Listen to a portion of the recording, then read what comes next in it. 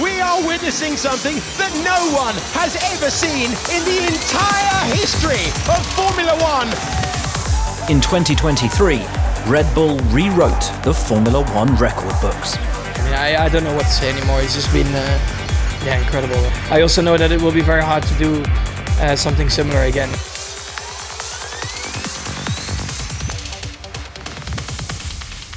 It was a humbling year for Red Bull's rivals. But history tells us sustained success like that can't last forever. So who's best placed to challenge the Bulls in 2024? Make no mistake, right now, Mercedes are hurting. After 8 years of championship glory, they haven't won a title now since the Constructors' Crown in 2021, and in the last 2 seasons they have just 1 Grand Prix victory to their name. George Russell, you are a Formula One race winner. Come on, team! Come on! And to cap it all, star driver Lewis Hamilton has just announced he's leaving the team to join Ferrari in 2025 after more than a decade of success with the Silver Arrows. You can only dream of a day like this. Winning the championship, this is a super special day. But boss Toto Wolff is already plotting their comeback, with James Allison back in his old technical director role to oversee what they both hope will be a resurgence this year. A misguided car concept, including the famous size 0 side pods, has been ditched, and everyone at Brackley will be working hard to ensure the switch pays instant dividends. Whether it's enough to snatch back top spot in the sport from Red Bull remains to be seen. But if anyone can give the team at Milton Keynes sleepless nights as the new season approaches, it's surely Wolff and his pack.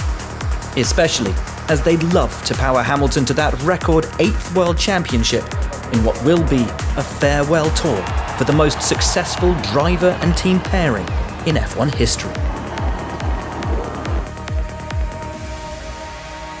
They stole the headlines over the winter with their sensational swoop for Lewis Hamilton, but can Ferrari steal Red Bull's championship crown when racing gets underway? They were the only other team to win in 2023, scotching Red Bull's hopes of a perfect season in the process, with Carlos Sainz taking victory for the Scuderia in Singapore. And P1, baby, P1. Follow Fred! Follow Ricky! You know what? This is my first smooth operation in Ferrari. Smooth operator! But just 1 win across the year was a come down for the team who began the ground effect era in 2022 with perhaps the quickest car on the grid, and went toe-to-toe with Red Bull in the championship fight in the first half of that season. On paper, Ferrari have everything they need to win titles in Formula One: world-class facilities, top-class engineers, and a super-quick driver pairing in Charles Leclerc and Carlos Sainz. But it's now been 15 years since they tasted championship success, and for the sport's most storied team, that's simply far too long. There are encouraging noises coming out of Maranello about their new car concept, but the prancing horse will need to make a significant step from last year if they're to rein in the Red Bulls.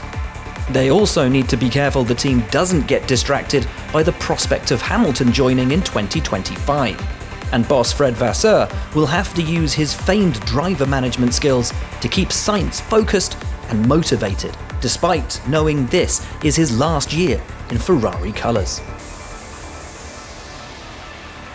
This time last year, alarm bells were ringing inside McLaren HQ.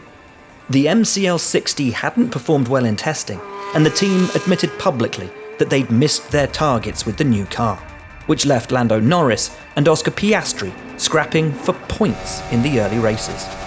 Small wonder eyebrows were raised in the paddock when former McLaren champ Mika Häkkinen predicted in the summer that they'd soon be challenging Red Bull.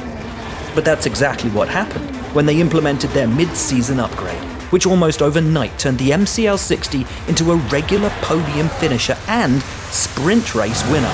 Oscar Piastri wins the sprint to take McLaren to the top step once again.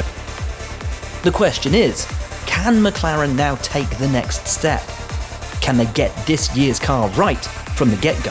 and genuinely challenge for wins, or even put together a title tilt.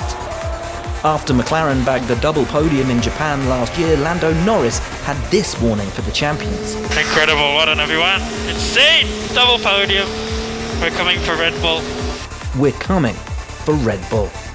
We'll find out soon if he and McLaren can make good on that promise in 2024.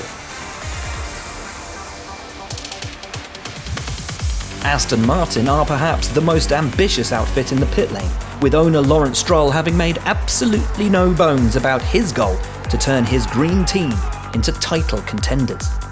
And he's put his money where his mouth is, as well as a remarkable recruitment drive which has seen a host of technical talent from the top teams poached to join the push.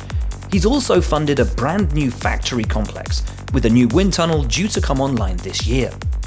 Billionaire Stroll is a man well used to success in his many other businesses, and he'll demand a return on his huge investment in F1 too. By his own timeline, this year may be too soon for the Silverstone squad to be genuine title challengers, but they shocked the paddock last year when they came flying out of the blocks with 6 podium finishes in the first 8 Grand Prix for Fernando Alonso, especially since they hadn't had a sniff of the top 3 in 2022.